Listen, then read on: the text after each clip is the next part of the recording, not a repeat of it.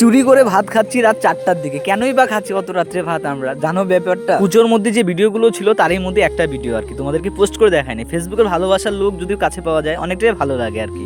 তো যাই হোক, টাকা তো টাকা, তার সাথে সম্মানটা হচ্ছে অনেক। 2025-এর দুর্গাপুজোর লাস্ট এপিসোড এটাই আমার। তারপর কর্মজীবনে ফিরতে হবে আবার। তো মন্দিরে কি কি হয়েছিল ওই দিনটাতে, ওই দিনটি একই শেয়ার করছি তোমাদের কাছে। সবাই এক এক করে লাইনেতে দাঁড়িয়ে রয়েছিল, কিছু মানে এখানে প্রশ্নের জন্য ওরা দাঁড়িয়েছিল। জানো গ্রামের একটু খেলাধুলা তো অবশ্যই একটু এন্টারটেন তো করতেই হয়, সব কিছু মিলিয়ে আর কি। বাচ্চা কুচ্চারও খেলা ছিল, দেখতেই পাচ্ছ, খুব সুন্দর কিউট। আর আমি এদিকে একটা পাশের দোকানে আসছিলাম আর কি কিছু নেওয়ার জন্য।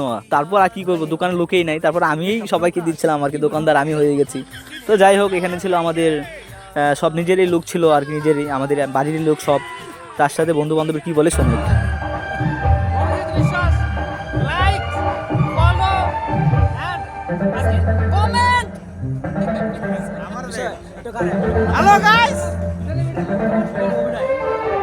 ভিডিওটা সেরকম বানাতে পারিনি, এই জন্য দুঃখিত। তবে দেখো ছেলেপেলে কি করছে।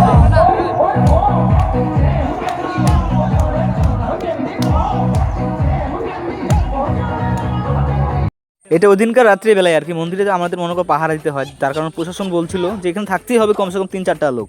তো অনেকে ছিলাম, আর রাত্রিবেলা এরকম খিদা পাইলো যে বাড়িতে ছিলাম এই বাড়ি থেকে ভাতটা চুরি করে খাই ফেলছি গাইস।